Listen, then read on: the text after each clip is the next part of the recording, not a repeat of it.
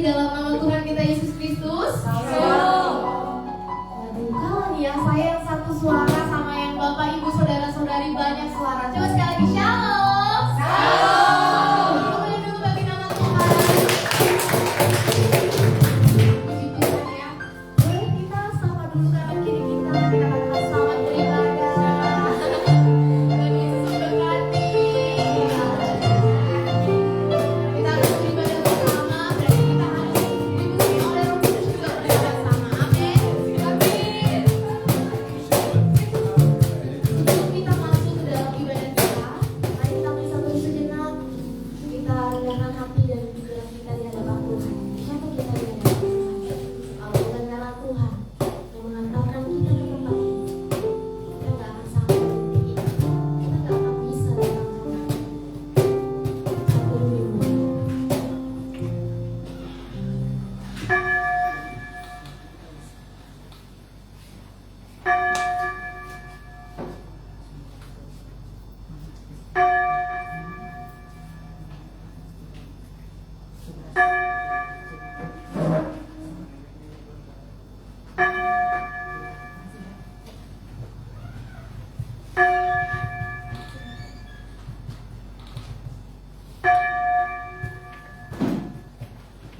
Satu selesai. Firman Tuhan berkata, untuk memimpin biduan nyanyian Mazmur. Bersorak-soraklah bagi Allah, hai seisi bumi. Mazmurkanlah kemuliaan namanya, muliakanlah Dia dengan puji-pujian. Pertolongan kepada kita adalah di dalam nama Tuhan Allah yang menciptakan langit, bumi, alam semesta dan segala isi. Turunlah kiranya atas kita sekalian anugerah dari Allah Bapa, Anak dan Roh Kudus. Amin. Kita akan datang ke hadirat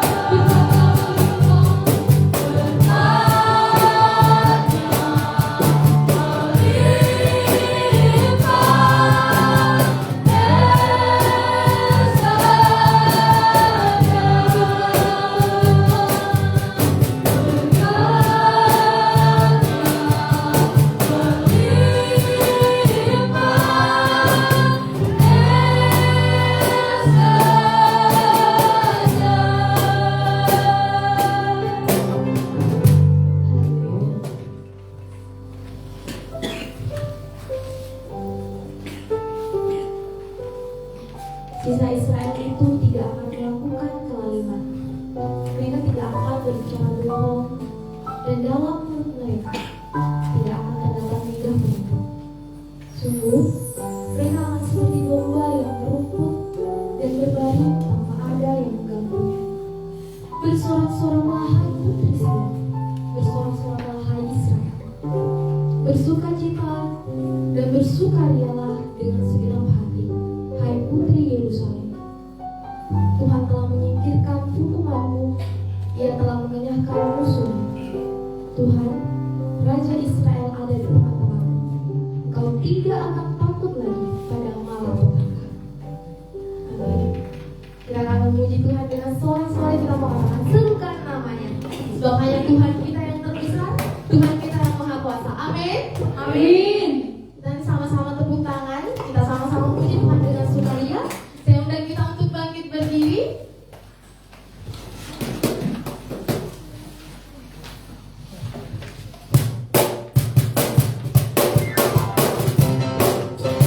Haleluya.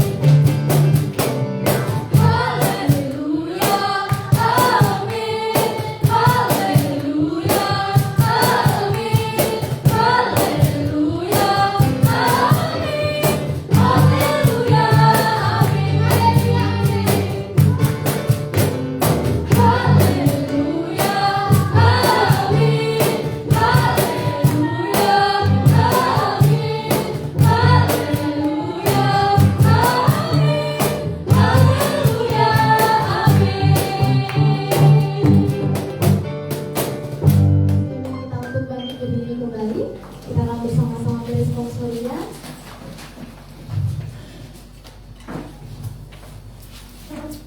Yang terambil dari Mazmur pasal yang ke-67 ayat yang pertama sampai dengan yang ke-8.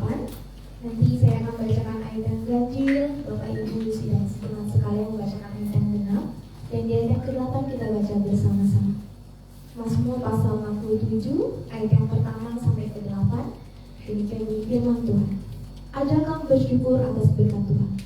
Untuk pemimpin biduan dengan permainan kecapi Mazmur nyanyian. Kiranya Allah kita dan memberkati kita,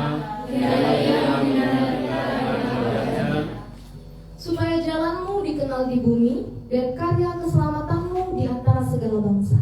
Kiranya bangsa-bangsa bersyukur kepada Allah, kiranya bangsa-bangsa semuanya bersyukur kepada Allah.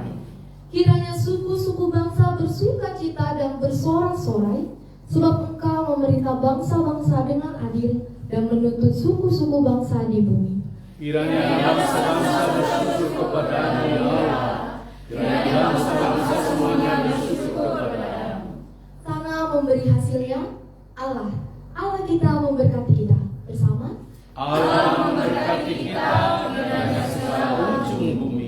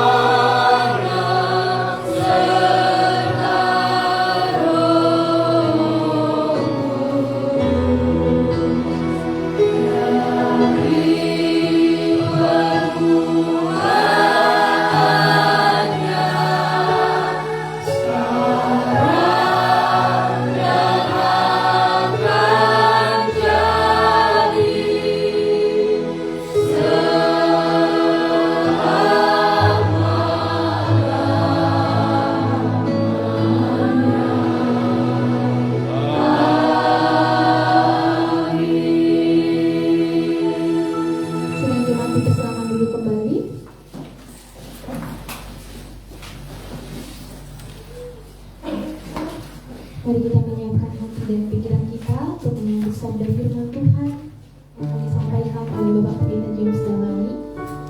Kita percaya sesuai dengan tema hari ini. Maukah engkau sembuh?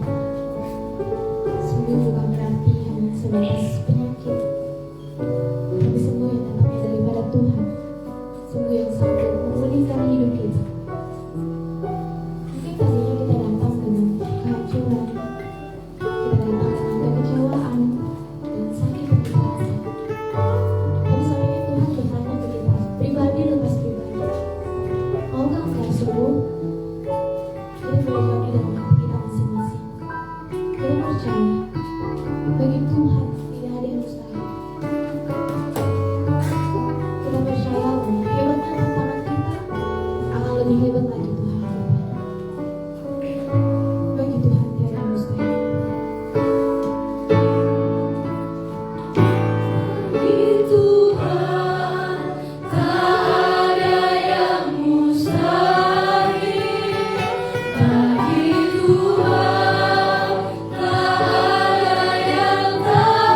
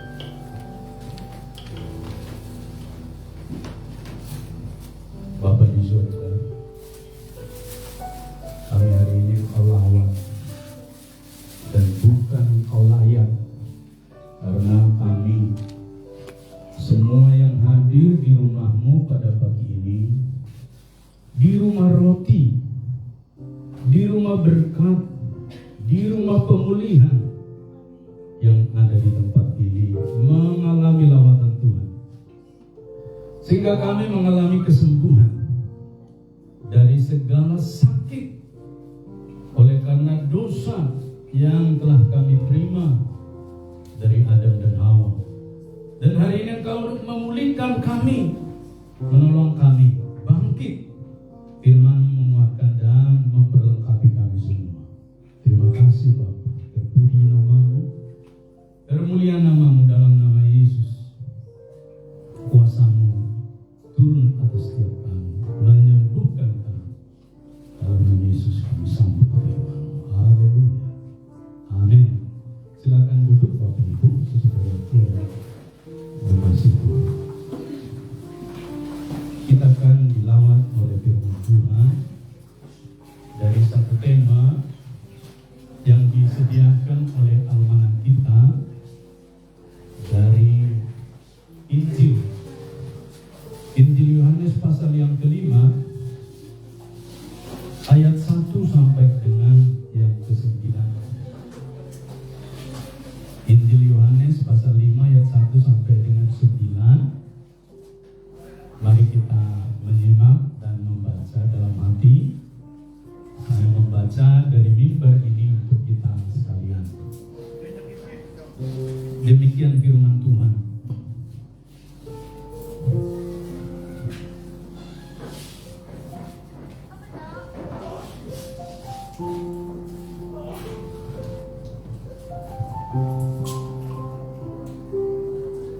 Sesudah itu ada hari raya orang Yahudi dan Yesus berangkat ke Yerusalem. Di Yerusalem dekat pintu gerbang domba ada sebuah kolam yang dalam bahasa Ibrani disebut Bethesda. Ada 5 serambinya. Dari serambi-serambi itu berbaring sejumlah besar orang sakit, orang-orang buta, orang-orang timpang, dan orang-orang lumpuh.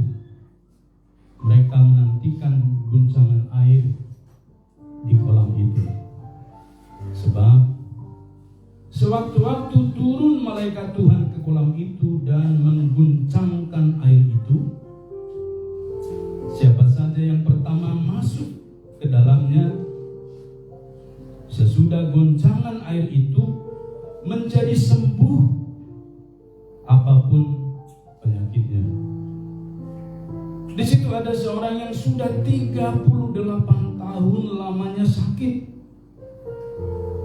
Ketika Yesus melihat orang itu terbaring di situ, dan karena ia tahu bahwa ia telah lama dalam keadaan itu, berkatalah ia kepadanya, "Maukah engkau sembuh?" Jawab orang sakit itu kepadanya, "Tuhan, aku tidak punya siapa-siapa untuk menurunkan aku ke dalam kolam itu ketika airnya mulai terguncang. Dan sementara aku menuju ke kolam itu, orang lain sudah turun mendahului aku." Kata Yesus kepadanya, "Bangunlah, angkatlah tikarmu, dan berjalanlah." Pada saat itu juga sembuhlah orang itu, lalu ia mengangkat tikarnya dan berjalan. Hari itu hari Sabat. Sedemikian jauh pembacaan firman Tuhan ini kepada kita, Bapak Ibu, saudaraku yang mengasihi Tuhan, jemaat Immanuel Banjarmasin, dan juga jemaat-jemaat Kristen dan orang banyak yang menyaksikan lewat streaming Facebook dan YouTube. Kiranya memberkati dimanapun berada dan menyembuhkan. Haleluya. Bapak Ibu saudaraku yang mengasihi Tuhan, nas yang kita baca ini mungkin teramat dan sering kita baca juga.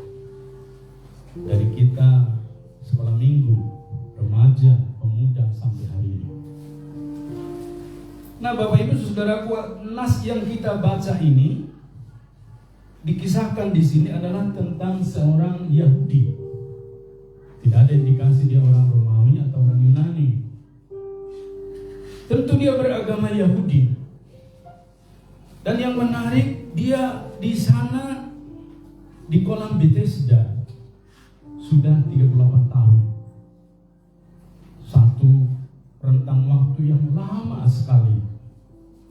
Bagi yang sudah berusia 40 tahun hari ini bisa merasakan 38 itu teramat-amat lama.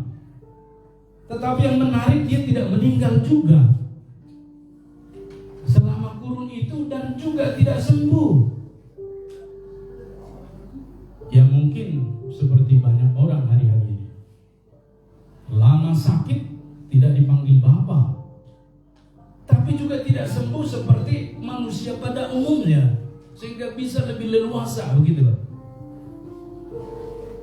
Dan Bapak Ibu Saudara, di kota atau di pusat kota Yerusalem telah terjadi hal yang demikian di kolam Bethesda. Dan ternyata di akhir penderitaan keputusasaannya 38 tahun, dia bertemu dengan firman, yaitu Allah yang di perjanjian lama, Allah yang dikenal oleh Musa, yang menuliskan 5 kitab Pentatuk ini, kitab Taurat. Dan yang menarik, Bapak Ibu, yang memberikan sarana anugerah terjadi kesembuhan di kolam itu, kolam Bethesda. Kan itu perintah Tuhan. Sarana itu disediakan di Yerusalem. Dan Tuhan yang sama yang datang dalam bentuk manusia yang bernama Yesus datang ke TKP, menemukan di sana ada orang yang 38 tahun dalam keadaan sakit dan tidak sembuh-sembuh. Dan yang menarik, Bapak Ibu, itu terjadi pada hari Sabat. Dan nanti kita akan lihat perkembangan Sabat ini sehingga menjadi hari Minggu bagi kita Kristen. Dan kemudian perhatikan Bapak Ibu Saudaraku, terjadi kesembuhan di hari Minggu, di hari Sabat pada waktu itu. Jadi salah satu berkat yang patut kita ingat adalah datang beribadah sesuai dengan Sabat, terjadi di sana kesembuhan.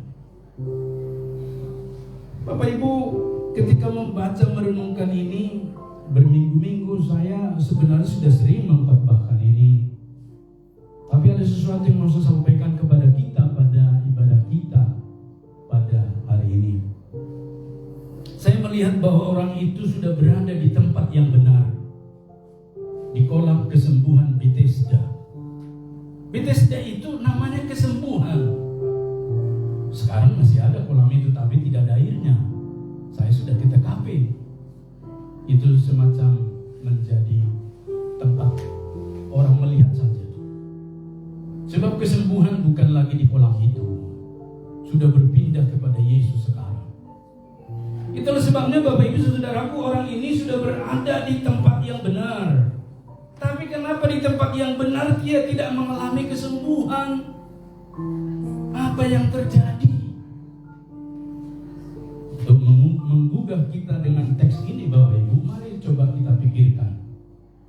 Bagi saya yang sudah berusia 50-an, Bapak Ibu, ada banyak rekan-rekan sejawat saya, sebaya saya berkata begini, saya dari sekolah minggu aktif, remaja aktif, pemuda aktif, kuliah lebih lagi, saya aktivis Perkantas, saya aktivis GMKI, GAMKI, dan seterusnya, saya aktif Pak Pendeta. Tapi kenapa sekarang ini saya dalam kondisi terpuruk seperti ini? Itu statement pertama. Banyak teman-teman saya juga begitu. Rasa-rasanya dia sudah dekat dengan Tuhan. Konteksnya. Rasa-rasanya kan dia sudah di tempat yang benar. Tapi kenapa ujung-ujungnya seperti ini? Saya bersyukur. Saya juga berpikir, saya juga orang yang sama. Pernah terpikiran seperti itu, Bapak Ibu. Saya kan sudah mendedikasikan diri saya Tuhan, melayani Tuhan. Banyak sebenarnya kesempatan-kesempatan yang saya korbankan untuk dan demi Tuhan. Jikalau teman-teman pernah berkuliah di universitas, saya juga pernah. Tidak telat-telat amat juga tamatnya, tidak IP-nya juga memalukan, punya banyak kesempatan juga masa itu. Tapi karena saya ingat panggilan saya waktu SD, Tuhan, saya mau menjadi pendeta. Dan untuk menjadi pendeta pun tidak gampang Bapak Ibu. Ya tentu orang tua kita kan tidak setuju, dia lebih setuju kalau kita menjadi pejabat atau apalah gitu. Bapak Ibu Saudaraku, rasa-rasanya saya sudah di tempat yang benar. Tapi kenapa di ujung-ujung pelayanan ini saya kena gangguan gula? Bapak Ibu, satu perenungan. Dan saya menemukan jawabannya dari orang ini. Kita tidak perlu menafsir dia laki atau perempuan, usianya berapa, tapi yang kita menyebutkan dia 38 tahun ada di tempat itu. Berarti dia sudah dewasa sekali. Kalau dibawa dia ke situ pada waktu anak-anak, siapa yang membawa, keluarganya siapa, teman-temannya siapa. Dan melalui firman Tuhan ini kita belajar tempat yang benar saja tidak cukup Bapak Ibu, apalagi tempat yang salah. Kita berada di tempat yang benar saja pun belum tentu itu menjamin kita ke depan seperti apa dengan sangat excellent, baik. Tapi perhatikan pada bagian ini, kita belajar dari orang yang 38 tahun ini Bapak Ibu. Apa faktor utama kegagalannya 38 tahun itu? Sekalipun dia berada di tempat yang benar, di tempat penyembuhan. Karena kita tahu statement yang berlaku di masyarakat, tempat yang salah pasti menuntut orang pada keputusan dan segala kesimpulan yang salah. Kan tidak bisa diharapkan sesuatu dari tempat pesta pora untuk segala sesuatu yang menjadi kebaikan misalnya. Itulah sebabnya tempat yang benar juga ternyata tidak bisa menuntun. Ada sesuatu cara yang di sana yang keliru. Mengapa begitu lama 38 tahun dan tidak mengalami kesembuhan mukjizat yang datang dari Tuhan Allah? Yang selalu datang mukjizat itu ke kolam Bethesda seperti orang-orang lainnya. Orang-orang itu sembuh, kenapa ini yang 38 tahun ini tidak sembuh? Mari kita lihat teks ini Bapak Ibu, firman Tuhan di ayat yang ke-7. Disebutkan di sana. Jawab orang sakit itu kepada Yesus, Tuhan, aku tuh tidak punya siapa-siapa untuk menurunkan aku ke dalam kolam itu ketika airnya mulai terguncang. Dan sementara aku menuju ke kolam itu, orang lain sudah mendahului aku. Tepat, logis, masuk akal. Sebab kesembuhan di kolam Bethesda yang lazim dilakukan Tuhan ketika malaikat datang melawat ke kolam itu, berguncang airnya. Dan siapa yang duluan turun, sembuh apapun penyakitnya. Ada di situ prasastinya dituliskan orang-orang yang sembuh dalam bahasa Ibrani. Maka banyak orang Kristen juga yang berziarah ke sana sampai hari ini, datang ke sana dan berkata, dicedok-cedok padahal tidak ada air lagi di kolam itu. Sembuhkan saya Tuhan, sembuhkan saya Tuhan. Saya berkhotbah di situ, saya beritahu, yang menyembuhkan kita bukan kolam ini, bukan air ini, karena sudah digenapi di dalam Yesus kesembuhan itu. Percaya sama Yesus, sembuh. Ini hanya memorial service, kita mengingat pelayanan Tuhan Yesus pernah di sini. Bapak Ibu Saudaraku yang mengasihi Tuhan, ayat ke-7 ini menunjukkan jawab orang itu kepada Tuhan, Tuhan, aku tidak punya siapa-siapa. Inilah penyakit itu Bapak Ibu. Di tempat yang benar, cara yang tidak benar. Aku tidak punya siapa-siapa. Kalau kita hari ini berpikir begitu, berarti kita sama dengan orang ini. Akan tempo lama kita mengalami keluar dari kesulitan, sakit penyakit, pergumulan, atau berpikir, aku tidak punya siapa-siapa. Ketika engkau tamat dari universitas, politeknik, akademi, berkata, atau dari SMA, Tuhan, aku tidak punya siapa-siapa. Orang tuaku tukang kelapa saja, ayahku nelayan, ibuku hanya petani, ini dan itu. Betul, mirip, sama. Orang itulah kelompoknya di sini. Mereka sekolah. Tetapi ketika dia harus berpikir, aku punya siapa-siapa. Dan pada bagian ini anugerah kesembuhan dari Tuhan selalu datang ke kolam Bethesda. Dan orang banyak mengalami lawatan Tuhan sehingga sembuh. Tetapi orang yang sakit itu 38 tahun tidak mengalami kesembuhan. Padahal sudah berada di tempat yang benar, yaitu di kolam kesembuhan Bethesda. Ternyata Bapak Ibu, orang yang sakit 38 tahun itu lumpuh indikasinya. Wajar bukan? Wajar. Menurut kita, orang lumpuh gimana dia mau bergerak? Tapi ada yang mau dikoreksi Tuhan Bapak Ibu, jemaat yang mengasihi Tuhan.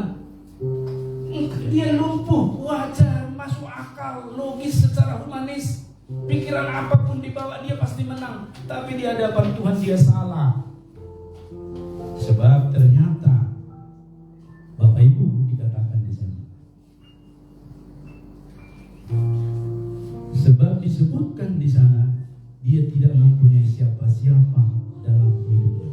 Apa artinya? Dia menganggap Bapak Ibu untuk menjadi sembuh, dia harus mempunyai kekuatan pada dirinya sendiri. Paling tidak dia bisa bergerak, dia bisa melompat, dia bisa berjalan ke kolam itu. Tapi kan orang lumpuh di dalam tafsiran ini, tidak mungkin orang lumpuh bisa. Ya wajar 38 tahun dia selalu kalah dari orang-orang lain, kalah cepat. Tetapi bukan itu sebenarnya yang mau dikoreksi Tuhan Yesus ketika dia mampir dan bertemu dengan orang itu di kolam kesembuhan itu. Kuat dugaan Bapak Ibu. Ketika lawatan Tuhan ke kolam itu, orang tersebut memang tidak siap. Cenderung mengandalkan dukungan dari keluarga dan orang-orang terdekat.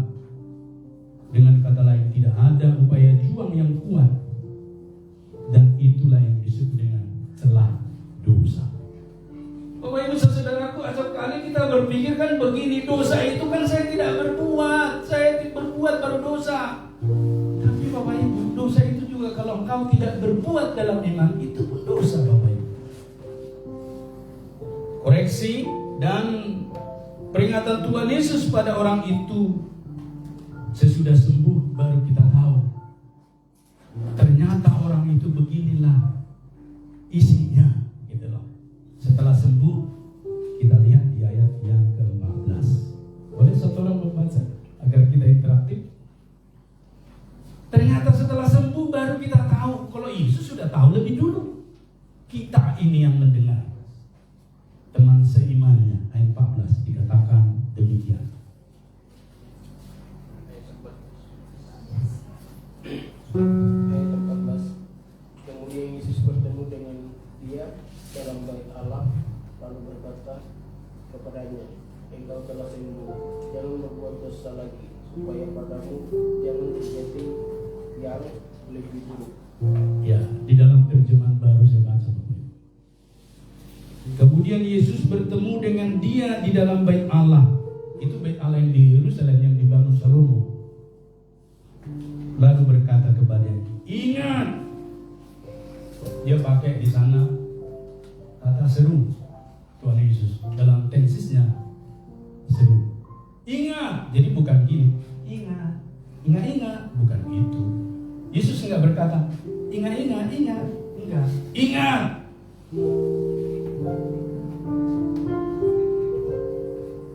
Engkau telah sembuh. Jangan berbuat dosa lagi, supaya jangan terjadi yang lebih buruk lagi kepadamu. Apa dosanya? Ketika kita kita eksegesis gali dengan teks aslinya, baru kita menemukan apa dosa orang ini. Kalau seorang yang humanis, ya Komnas HAM datang ke situ, dia tidak menemukan kesalahan pada orang itu, enggak menemukan. Oh enggak, dia berhak dituntut, berhak dibantu kok. Hak asasinya terganggu. Tapi ternyata Tuhan melihat lain. Berarti ketika Yesus datang ke kolam itu dari sekian banyak pada masa itu yang ada di sana ratusan, Yesus melawan pria itu. Indikasinya dia pria. Sebab kalau ibu-ibu wanita selalu ditaruh pagi, diantar malam, diantar pagi, diambil malam. Kalau yang laki biar di situ dengan tikar-tikarnya sekalian. Dan Bapak Ibu Saudaraku, dari yang 14 ini kita melihat bahwa orang itu sering berbuat dosa. Apa dosanya Bapak Ibu?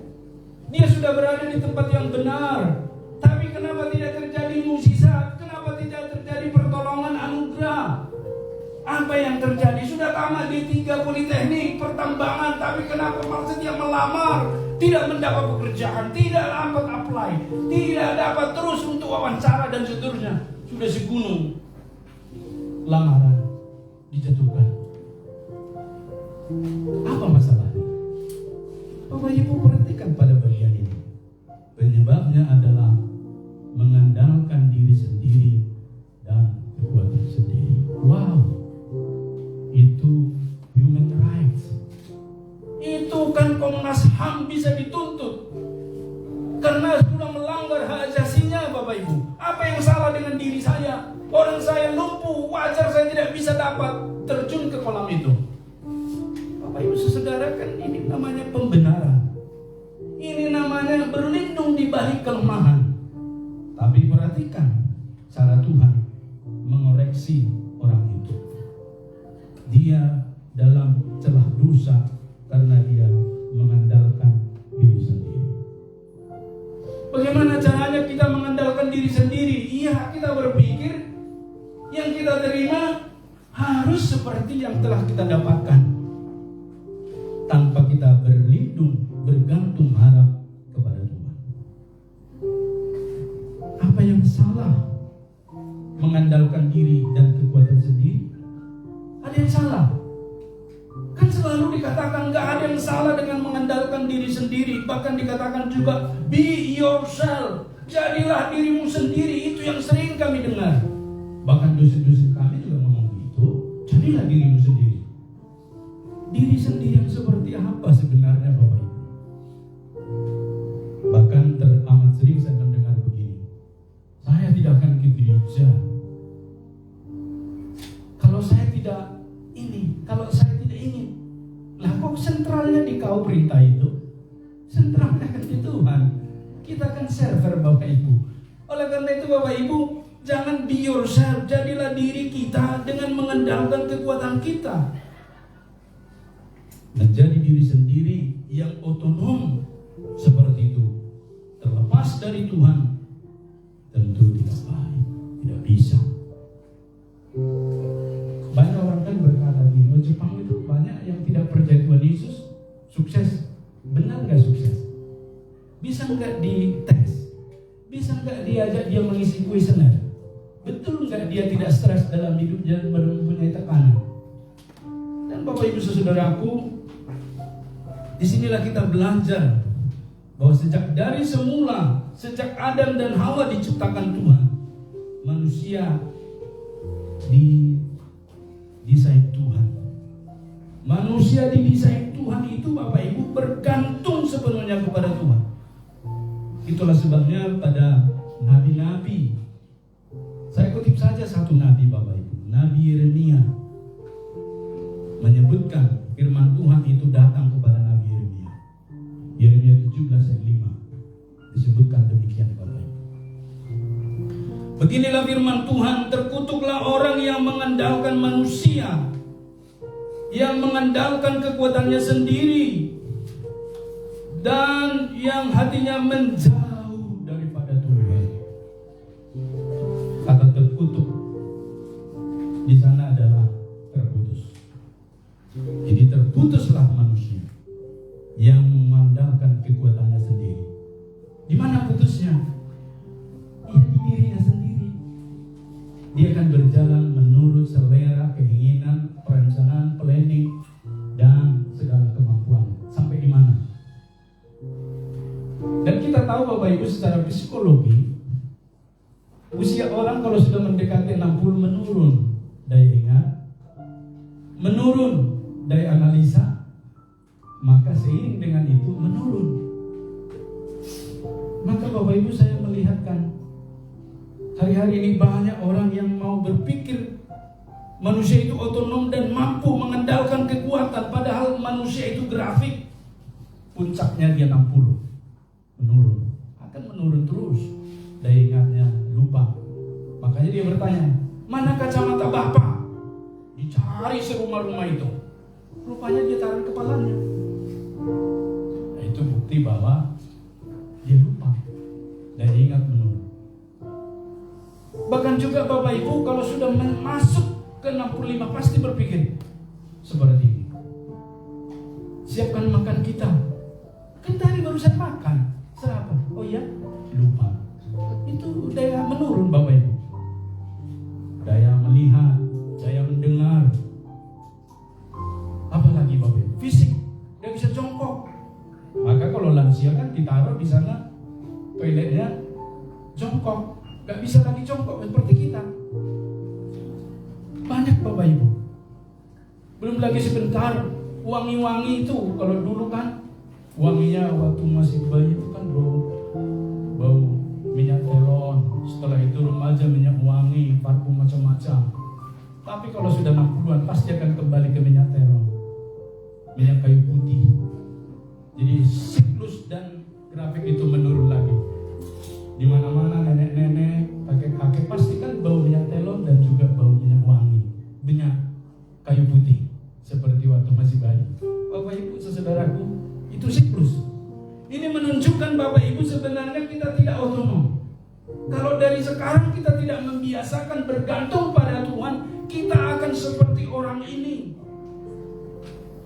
Penulis kitab-kitab Perjanjian Lama, Bapak Ibu, secara khusus pemazmur dipakai Tuhan untuk melukiskan gambaran kebergantungan manusia yang total kepada Tuhan Allah. Siapa contohnya? Daud, pemazmur, Mazmur Daud. Mazmur yang saya kutip di sini 2 Samuel 22 ayat 3 disebutkan, Allah gunung batuku, tempat aku berlindung, perisaiku, tanduk keselamatanku, kota bentengku, tempat pelarianku, juru selamatku, engkau menyelamatkan aku dari kekerasan. Allah itu gunung batuku. Artinya dia memiliki satu keadaan yang tidak bisa bergantung dengan dirinya sendiri. Mazmur 23, Tuhanlah gembalaku, takkan kekurangan.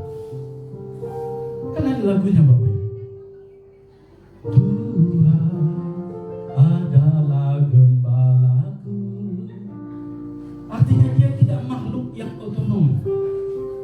Nah Bapak Ibu saudaraku, kita yang remaja, kita yang pemuda, yang berusia 18 sampai dengan 25 tahun berpikir, saya ini begini bisa. Tunggu dulu. Bergantung pada Tuhan.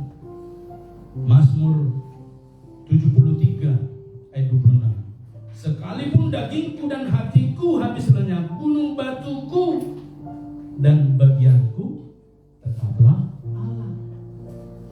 Sekalipun dagingku habis lenyap, bagianku tetaplah Allah. Wow, ungkapan pemazmur Bapak Ibu. Belum lagi kita melihat cara Musa mengungkapkan babak hidupnya.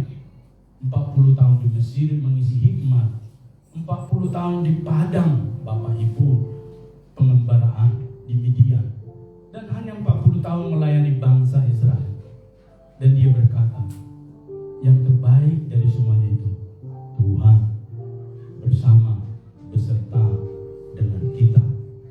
Sebagai Yahudi tentunya orang yang sakit 38 tahun itu tahu persis bahwa setiap orang Yahudi harus mengandalkan Tuhan dalam kehidupannya. Dia tahu persis karena dia orang Yahudi, beragama Yahudi.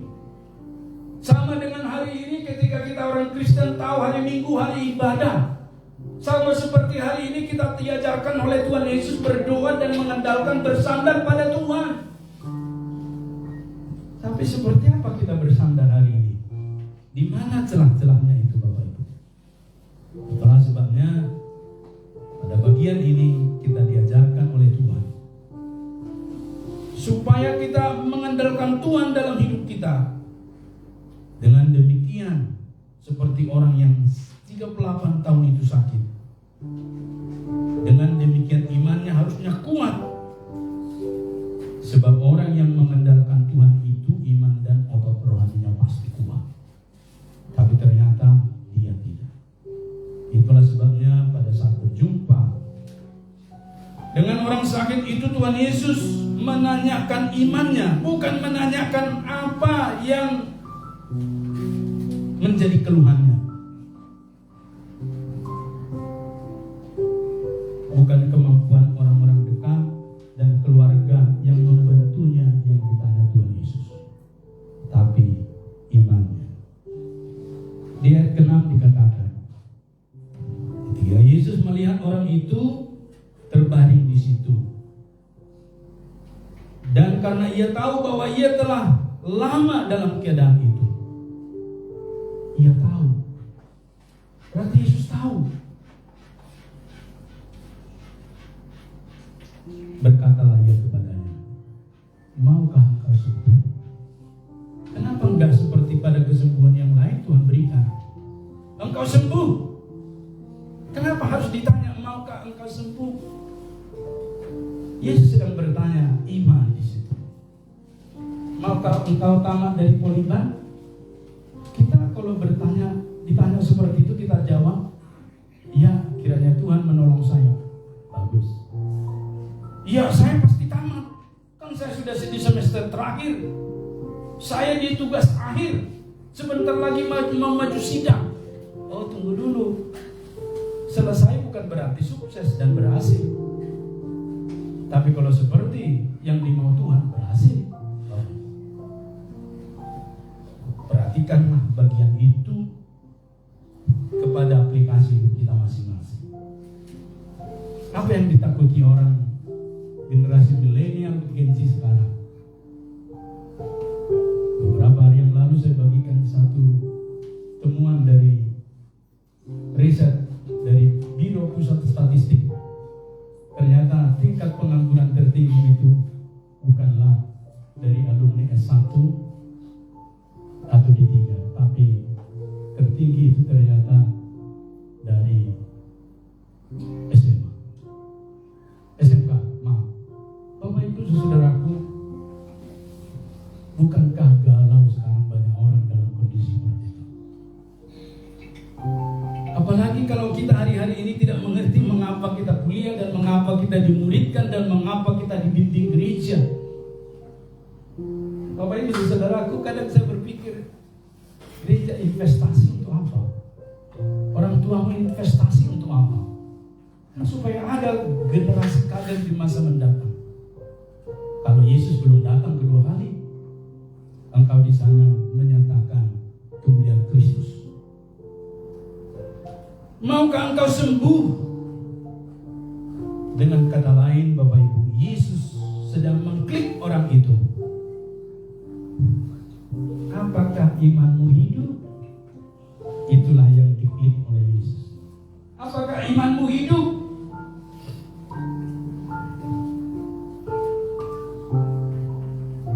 Setiap langkah Tuhan inginkan adalah dengan iman kepada setiap orang, termasuk orang tersebut, yaitu dengan mengandalkan Tuhan. Lalu apa itu iman? Ibrani 11 ayat 1. Iman adalah dasar dari segala sesuatu yang kita harapkan dan bukti dari segala sesuatu yang tidak dilihat. Iman adalah dasar dari segala sesuatu yang diharapkan. Orang itu mengharapkan kesembuhan. Udah melihat belum? Belum. Karena imannya tidak bekerja. Maka saya selalu mendorong yang D3 ayo S1, yang S1 ayo S2, yang S2 ayo S3. Bersaksilah di masyarakat. sehingga orang melihat Tuhan kita itu begitu ajaib dan luar biasa. Orang yang sakit 38 tahun itu sembuh bukan karena terjadi atau menjadi orang pertama yang masuk ke kolam itu ditolong Tuhan Yesus. Bukan. Saya yakin bisa dibuat Tuhan berguncang airnya. Berguncang, kata Yesus. Berguncang. Lalu Yesus angkat orang itu ke dalam. Bisa. Tapi Yesus tidak memakai cara itu. Yesus hanya bertanya, maukah engkau sembuh? Dan dia masih berdalih. Tapi kemudian sembuh. Diangkat tikarnya dan dia berjalan. Bapak Ibu, saudaraku jemaat yang mengasihi Tuhan, orang itu sembuh dari pertama konsepnya dulu diluruskan, dibenarkan Tuhan. Berubah dari konsep ke dirinya, bergantung ke dirinya menjadi bergantung kepada Tuhan. Amin. Ubah konsepnya. Saya berhasil bukan karena saya sekalipun saya terpintar di kelas itu. Ya. Saya terpintar di kelas itu. Misalnya IP kita 3,9.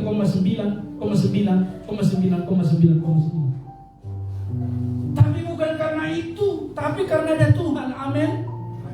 Kalau hari ini kita bekerja, itu pun karena Tuhan. Karena ada Tuhan, karena ada Tuhan. Amin. Kalau hari ini kita pun sehat, karena ada Tuhan. Walaupun kita makan bergizi, kalau Tuhan tidak menopang kita, kan ambruk juga. Hari-hari ini kalau ada yang membuka usaha juga karena Tuhan. Kalau hari-hari ini orang tua kita sehat, bisa menopang, mendukung, mengirim tiap bulan ke kita untuk kuliah, itu bukan karena kuat dan gagahnya orang tua kita, tapi karena Tuhan. Amin. Bergantung kepada Tuhan, itulah topiknya pada bagian ini. Akhirnya dia sadar dia tidak memiliki siapa-siapa di dunia, termasuk orang yang mengantarkan dia ke sana pun tidak bisa bertanggung jawab. Yang bisa bertanggung jawab adalah Yesus yang datang melawat, bukan melayat, dilawat orang itu. Sehingga di hadapan Yesus terjadi kesembuhan baginya. Tetapi di hadapan Tuhan Yesus dia menjadi siapa-siapa. Yang tadinya konsepnya tidak memiliki siapa-siapa, sekarang menjadi siapa-siapa di hadapan Yesus yang hidup dalam iman dan menerima kesembuhan. Wow, keren. Puji Tuhan. Ayat ke-8. Kata Yesus kepadanya, bangunlah, angkatlah tikarmu dan berjalanlah. Ini bahasa iman. Bangunlah, bergeraklah, bangun pagi-pagi, pergilah kuliah, jangan malas-malas, absennya lebih banyak daripada masuk.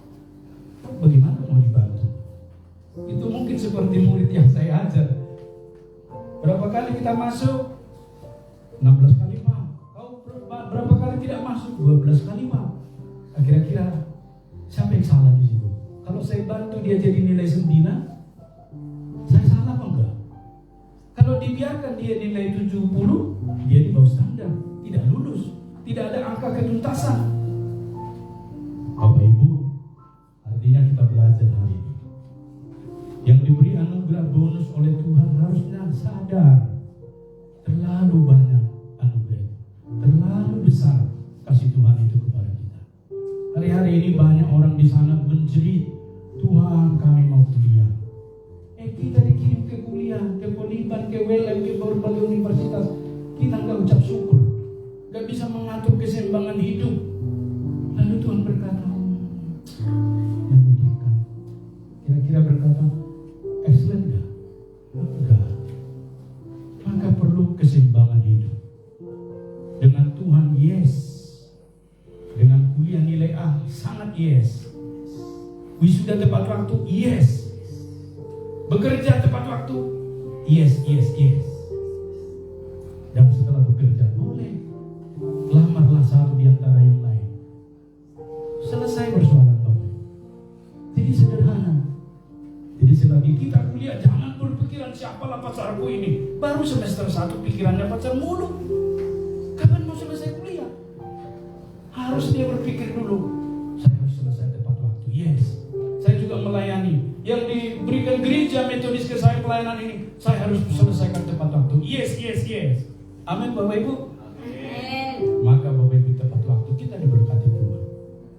Karena nanti mau semua juga 20, 30 kita lihat si A suka, si B suka, si C suka. Nanti toh satu juga yang mau kita ambil. Tidak bisa semua. Itulah sebabnya jangan kemarau Bapak Ibu. Satu saja. Maka dari sekarang buka mata lebar-lebar. Oh, si Mara ini rohani sekali. Saya suka sama dia. Saya berdoa. Tapi gak usah bilang-bilang, Mara, saya berdoa sama kau ya. Saya doakan. Wah, ini namanya sudah pengumuman. Diam-diam saja didoakan. Tuhan, si Mara ini cantik, calon dokter gigi. Kalau Tuhan berkenan, dialah nanti untuk aku. Haleluya. Saya mau berpuasa sekali seminggu untuk dia, jangan untuk dirinya. Didoakan. Jadi Bapak Ibu, jika terjadi hal-hal seperti itu di gereja kita ini, maka kita menjadi satu keluarga. Tuhan menyediakan telinga, Tuhan mendengar semua yang kita omongkan. Itulah sebabnya Bapak Ibu, hari ini kita belajar firman ini. Ayat 9. Pada saat itu juga sembuhlah orang itu. Ada enggak disebut di situ? 2 hari kemudian baru sembuh orang itu.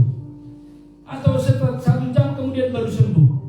Atau bulan depan baru sembuh. Enggak, saat itu juga. Dan sisnya menyebutkan simultan. Ketika selesai diucapkan, orang itu dengan iman merespon, terjadi kesembuhan.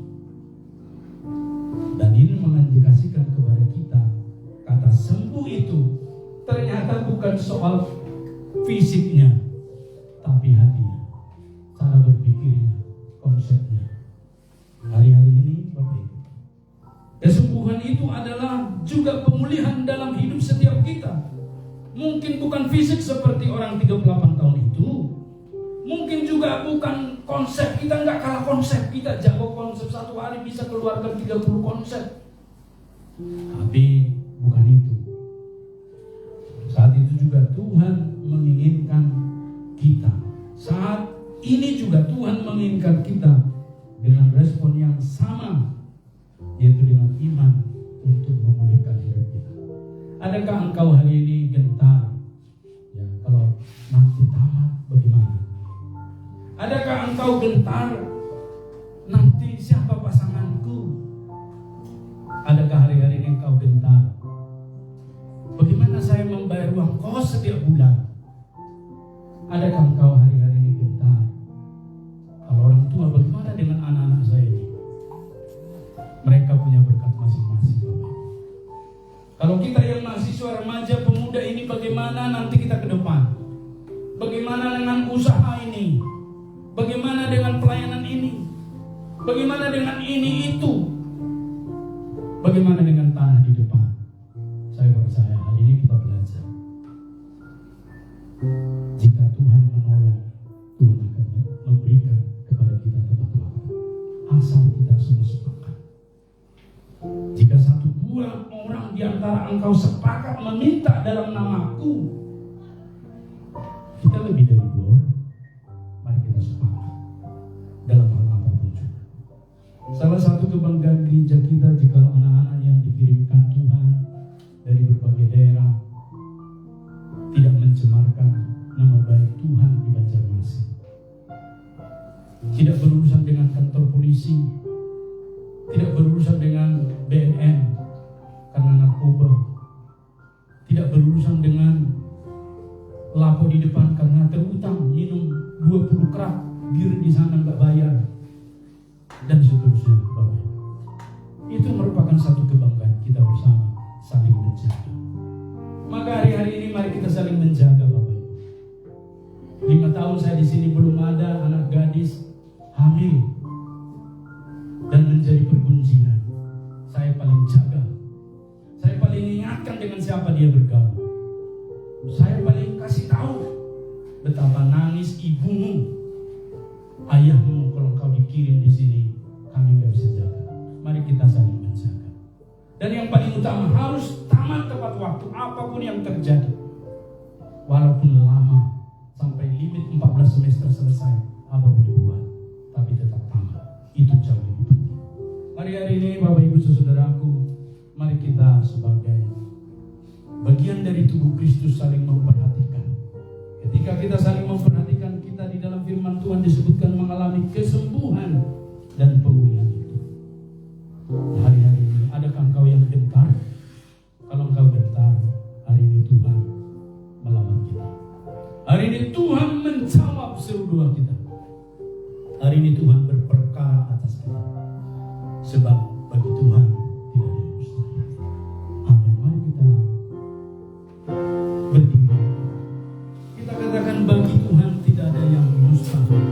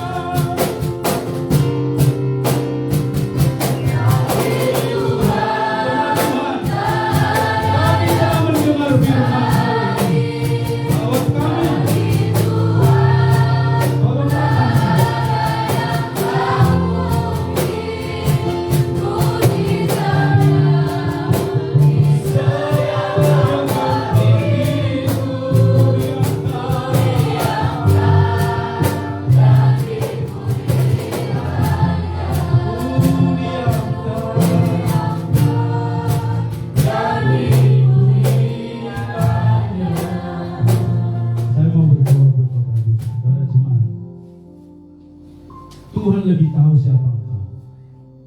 Sama seperti orang yang 38 tahun sakit. Tuhan tahu siapa dia, maka dia lawan. Tapi persoalannya bukan bagaimana engkau bertemu Tuhan, tapi imanmu. Hari ini, maukah engkau sembuh? Apa yang membuat engkau sakit hari ini? Apakah engkau nggak bisa menggunakan uang dengan benar? Tidak bisa mengelola keuangan dengan benar? Seperti yang lain, hidup sederhana seperti Bapak gereja kita, John Wesley. Apakah engkau bermasalah dengan lawan jenis? Gak bisa berdiri tegak di atas firman Tuhan. Terlalu banyak godaan setiap hari di sekeliling kita. Tuhan berkata, maukah engkau sembuh? Maukah engkau jadi pemenang? Kalau itu engkau mari taruh tangan di dadamu, saya berdoa bersama. Bapa di surga, lihatlah tangan anak-anakmu jemaat Immanuel Banjarmasin. Mereka terbuka di hadapanmu. Mereka rindu engkau lawat, mereka sembuhkan, pulihkan dalam nama Yesus. Engkau hanya berkata, angkatlah tikarmu, sembuh orang yang sakit 38 tahun itu. Hari ini tinggal kami aminkan, maka kami sembuh, pulang dan menjadi pemenang.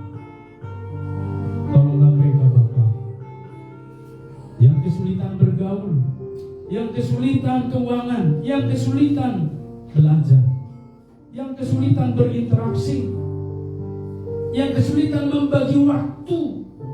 Oh Bapa, tolonglah mereka, sehingga gerejamu dipenuhi dengan orang-orang yang telah engkau perkenankan, dimuridkan menjadi pemenang di kota Banjarmasin, membawa mereka yang terhilang, membawa mereka yang dimuridkan dunia, dirampas untuk Tuhan kembali oleh kami Bapa.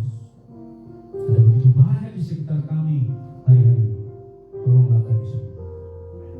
Hamba berdoa secara khusus bagi yang sakit, berkati dan sembuhkan. Kami serahkan Ibu Sarah Cinhiau sembuh. Dalam nama Yesus. Kami juga terus doakan, serahkan Ibu Evi, Ibu Novi, Dalam nama Yesus. dan semua kami. Tidak ada sakit benar. Terima kasih, terima kasih. Kami naikkan syukur atas pemeliharaan kepada kami semua. kami satu keluarga. Kami tidak ingin ada satupun yang terhilang, karena kami mengalami kesembuhan. Dalam nama Yesus kami mengucap syukur. Kami haleluya. Tuhan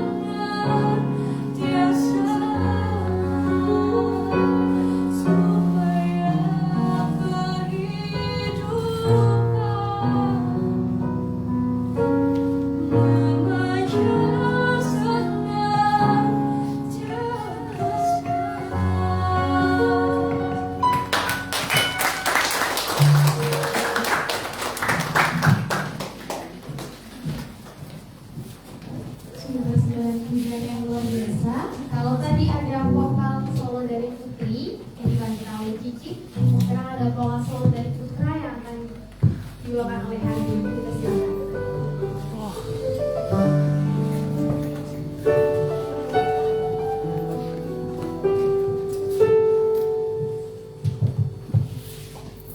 Terima kasih. Sebelumnya lagu ini bentuk kesaksian saya di sepanjang FPH hingga kemarin sudah bisa selesai sidang dan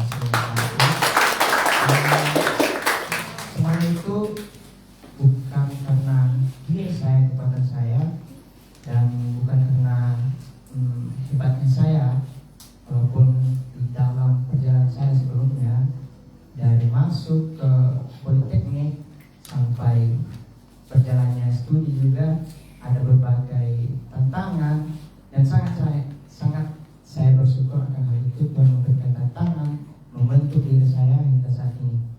Dan tantangan terberat saya kemarin juga untuk sidang penyelesaian dan penyusunan itu luar biasa saya rasakan, dan setelah sidang luar biasanya lagi Tuhan memberikan berkat kepada seseorang untuk menawarkan saya pekerjaan. Jadi, saya sangat bersyukur, dan saya sadar di jauh-jauh hari sebelum ini saya memang betul dari khotbah tadi saya penuh dengan keangkuhan, menunjukkan kepada diri saya sendiri. Tapi di sini saya sadar bahwasanya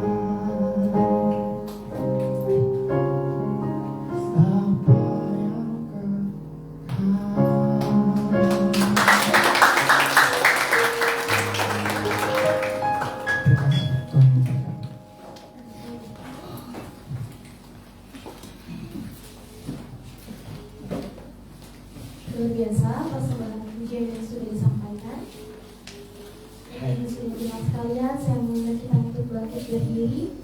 Sama-sama memberikan pengakuan iman kasih.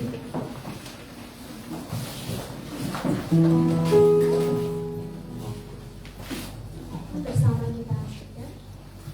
Aku percaya kepada Allah, Bapa yang Maha Kuasa, Tuhan langit dan bumi, dan kepada Yesus Kristus Anaknya yang diutus yang dikandung daripada Roh Kudus, lahir dari anak yang menderita sengsara di bawah pemerintahan Pontius Pilatus, disalibkan mati dan dikuburkan, turun ke dalam kerajaan Allah, pada hari yang ketiga bangkit pula dari antara mati, naik ke surga, duduk di sebelah kanan Allah, Bapa yang Maha Kuasa, dan akan datang ke sana untuk menghakimi orang yang hidup dan yang mati. Aku percaya pada Roh Kudus, Gereja yang kudus dan am, persekutuan yang kudus, pengampunan dosa, kebangkitan dari dan hidup yang kekal. Amin. Kita selamat duduk kembali. Kita akan bersama berdoa syafaat yang akan dipimpin oleh saudara Yakub. Itu silakan.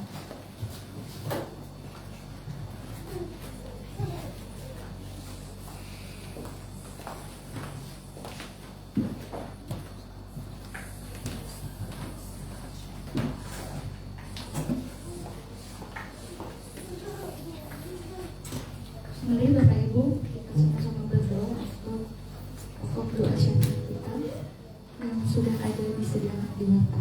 Mari kita tunduk kepala kita bersatu di dalam doa.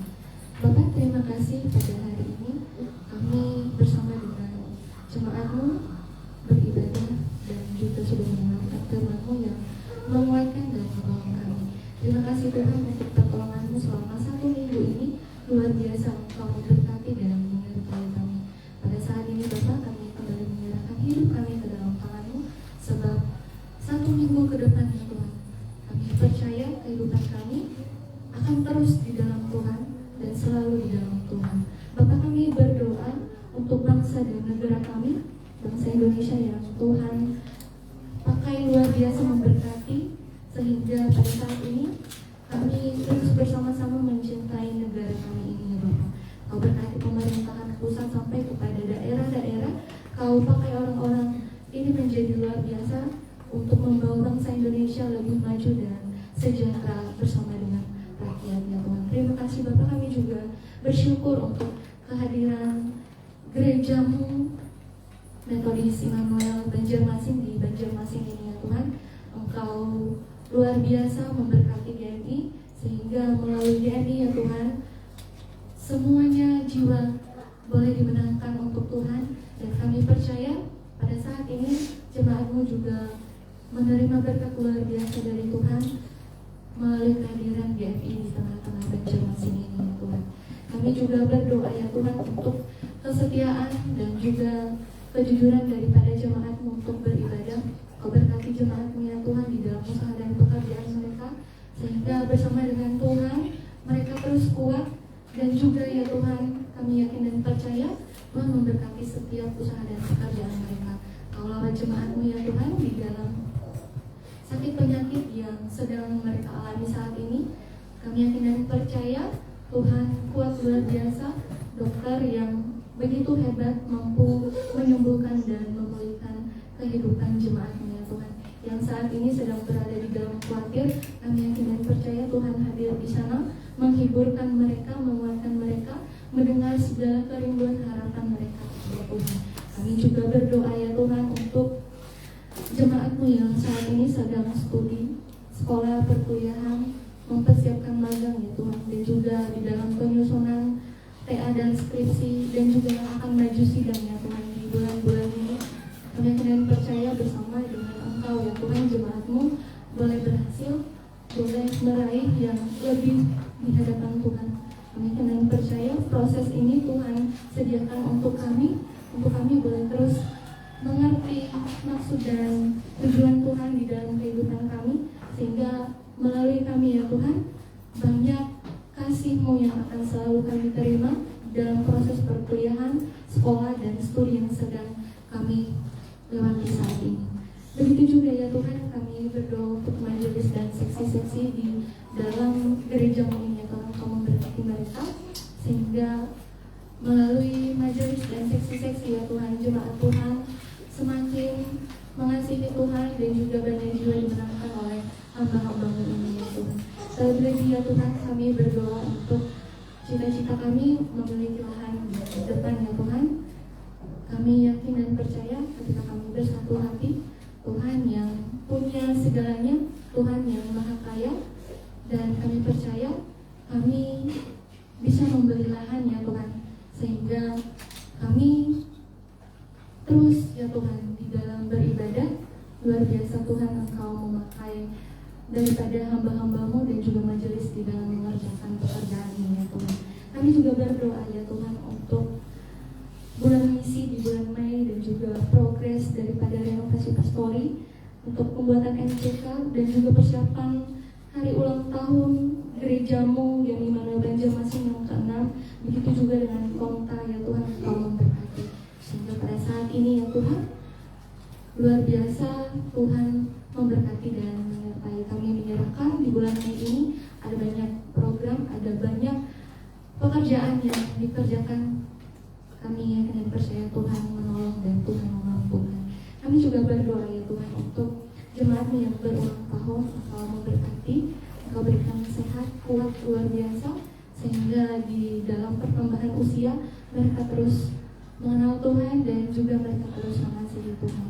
Dan kami percaya jemaat-Mu yang berulang tahun bersuka cita di dalam Tuhan dan luar biasa Tuhan menolong mereka untuk menyediakan masa depan yang begitu cerah di kehidupan mereka. Kami juga berdoa ya Tuhan untuk jemaat-Mu yang sedang sakit dan di dalam proses pemulihan.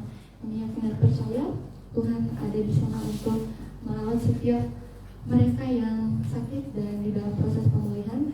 Kau memberkati mereka ya Tuhan, sehingga jiwa mereka boleh diselamatkan oleh karena kasih-Mu. Terima kasih Bapak yang baik, sebentar juga ya Tuhan kami selesai beribadah, tetapi kami yakin dan percaya Tuhan menolong kami dan Tuhan menyertai sepanjang hari kami yang akan kami jalani hari ini, dan terlebih untuk 1 minggu ke depan ya Tuhan, kami menyerahkan kehidupan kami ke dalam tangan kasih-Mu. Biarlah kami boleh berharap, biarlah kami boleh senantiasa berlindung di kepakan sayap-Mu. Terima kasih Bapak yang baik. Inilah seru doa kami bersama dengan jemaat-Mu ya Tuhan, kami naikkan dan hanya kepada-Mu kami berserah dan doa. Amin.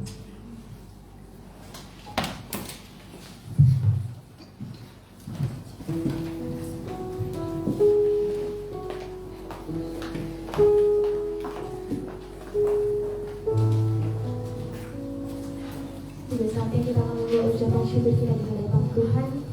Firman Tuhan berkata, "Muliakanlah Tuhan di dalam kamu dan dengan buah sulur dari hasil tanganmu. Maka lumbung-lumbungmu akan terisi penuh sampai melimpah-limpah, dan bejana pemerasanmu akan meluap dengan air buah kamu." Mari kita bersatu di dalam Tuhan. Tuhan, terima kasih untuk kebesaran-Mu. Berikan kami mengangkat tangan, kami mengangkat tangan untuk memberkati kami. Hanya Engkau yang layak dipuji di sebelah Tuhan. Terima kasih untuk semua berkat yang sering kami lupa untuk bersyukur. Tapi hari ini dengan ucapan syukur Engkau membawa anak kami Tuhan, untuk kami persembahkan di hadapan Tuhan dalam pekerjaan Tuhan di tempat ini. Setiap tangan-tangan yang sudah memberi maupun belum memberi, Kau berkati berbagai kali ganda sesuai dengan firman. Lumbung-lumbung kami tidak akan pernah kekurangan dan akan selalu melimpah karena Tuhan yang memberkati kami. Terima kasih dan Tuhan Yesus kami sudah berdoa dan mengucap syukur. Haleluya. Amin. Sebelum kata sembah diedarkan, kita akan mengangkat pujian membawa ucapan syukur.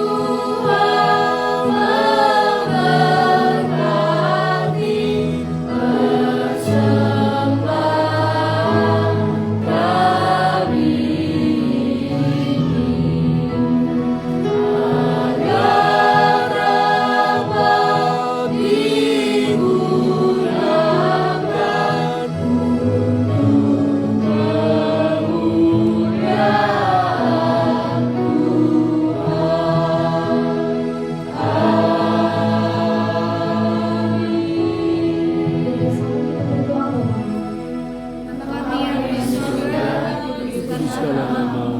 Datanglah kerajaanmu, jadilah kehendakmu seperti di surga. Berikanlah kami pada hari ini makanan kami secukupnya, dan ampunilah kami akan kesalahan kami, seperti kami juga mengampuni orang yang bersalah kepada kami. Dan janganlah membawa kami ke dalam pencobaan, tetapi lepaskanlah kami daripada yang jahat. Karena Engkau yang punya kerajaan dan kuasa dan kemuliaan sampai selama-lamanya. Amin.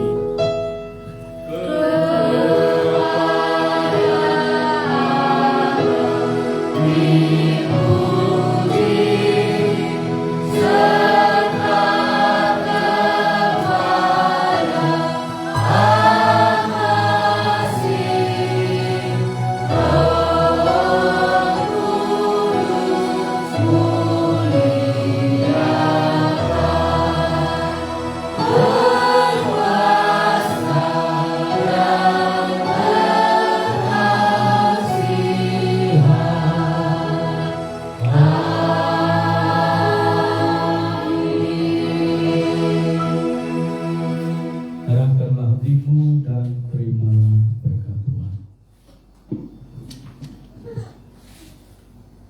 Tuhan memberkati engkau dan melindungi engkau.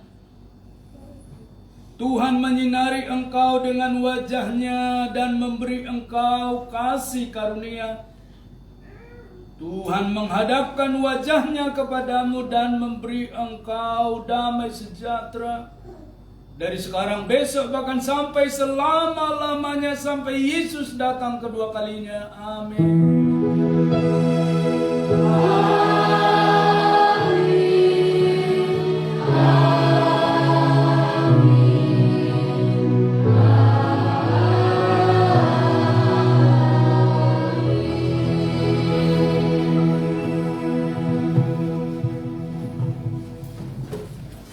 Dan jemaat dipersilakan ditemani.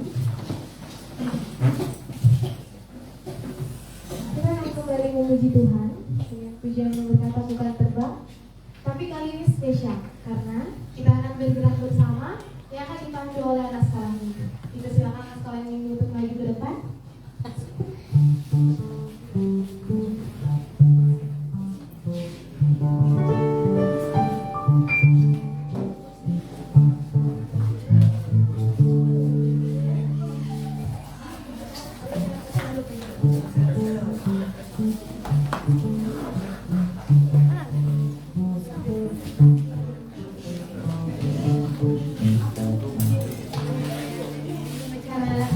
Di depan, boleh saya minta langsung lagi berdiri kembali. Kita mau gerak bersama dengan sekolah minggu. Bapak Ibu dan jemaat, gerakannya harus mengikuti anak sekolah minggu ya.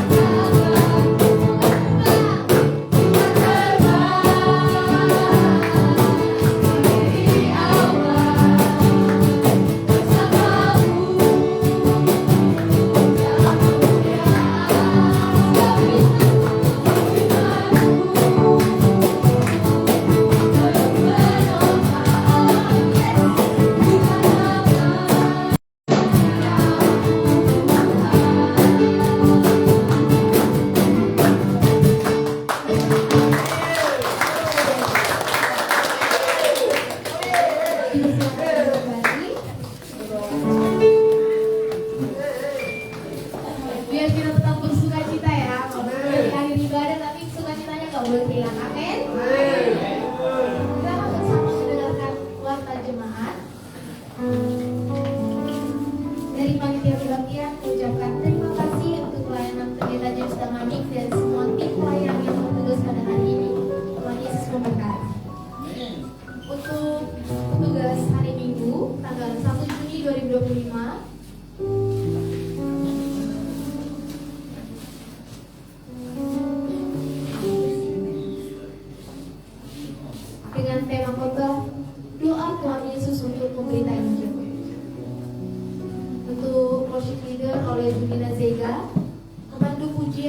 Rosalina dan Mimin Fernando, pemusik oleh Sosyen, pembaca epistel Bapak Alexander Padang, doa syafaat Maria Jessica Panggabean, persembahan Regina Girsang, operator streaming Martin Luther Pu, operator LCD dan PPT Femi Noariska Warumu, persembahan pujian PWMI dan CM Opelius, penyambut jemaat CM Ibu Supitri dan sekolah minggu oleh Melinda. Terima kasih untuk persembahan konsumsi dari keluarga Bapak Tahun. Bersama mengingatkan untuk ibadah hari kenaikan Tuhan Yesus yang akan dilaksanakan pada hari Kamis 29 Mei 2025 pukul 9 WITA di gereja. Mengimbau kita semua untuk hadir pada ibadah tersebut. Untuk petugasnya boleh bersama kita saksikan di warta. Sakramen perjamuan kudus sehubungan dengan Pendeta James Damani akan menghadiri perayaan ulang tahun PDI pada tanggal 31 Mei 2025 dan mengikuti konferensi tahunan GMI wilayah 2 tanggal 5 sampai 8 Juni 2025 di Bogor. Maka sakramen perjamuan kudus untuk bulan Juni dimajukan ke tanggal 29 Mei 2025 dalam ibadah hari kenaikan Tuhan Yesus. Dari Komisi Penata Layanan dan Keuangan boleh kita saksikan bersama di warta dan juga kehadiran jemaat untuk 1 bulan ini. Bapak Tuhan dan Majelis Jemaat mengucapkan terima kasih atas kesediaan jemaat beribadah, memberikan persembahan terutama persembahan persepuluhan, janji iman dan ucapan syukur. Tulis memberkati persembahan Bapak, Ibu, Saudara-saudari sekalian. Kemudian dari Komisi Keanggotaan dan Evangelisasi, Saudara Hakim Anugrah Zendrato telah menyelesaikan tugas akhir di Teknik Pertambangan Politeknik Negeri Banjarmasin pada hari Jumat 22 Mei 2025 dan dianugerahi gelar ahli Madya Teknik. Tuhan, majelis dan segenap jemaat mengucapkan selamat kepada saudara Hakim. Mengimbau agar setiap minggu, setiap grup kelas meeting mengadakan pertemuan kelas meeting dengan kesepakatan grup masing-masing. Untuk topik minggu ini, topik 17, merubah tembok pemisah. Sidang jemaat juga mengucapkan selamat ulang tahun kepada Marali Warubu, Uni Hidayani, Ibu Supitri Menggolan, Alegra Terang Benua, Saudara Ranto dan juga Saudari Hanaria. Ulang tahun dan ulang tahun pernikahan Bapak Marudin Tangkubolon dan Ibu Sari Oktalina yang ke-27. Setelah ibadah akan diadakan perayaan untuk jemaat yang berulang tahun pada bulan Mei 2025. Untuk dari Komisi 4 boleh kita saksikan bersama di warta dan juga untuk pokok-pokok doa syafaat. Kemudian untuk kebutuhan panitia pemelihara harta benda boleh juga kita saksikan bersama di warta. Kemudian dari pimpinan jemaat bahwa Pendeta James Damani akan berangkat ke Jakarta pada hari Sabtu 31 Mei 2025 untuk mengikuti perayaan ulang tahun PGI di DKI Pondok Indah Jakarta Selatan. Kemudian mengikuti kompetisi tahunan atau Kopta ke-55 GMI wilayah 2 bertempat di Palem Resort Bogor dan kembali ke Banjarmasin hari Rabu 11 Juni 2025. Kemudian untuk seksi P3Mi boleh bersama kita saksikan di layar. Dan juga dari bidang inventaris P3Mi sedang mencari 1 unit motor Matic seharga 5 juta. Ini tuan yang saya sampaikan, selanjutnya saya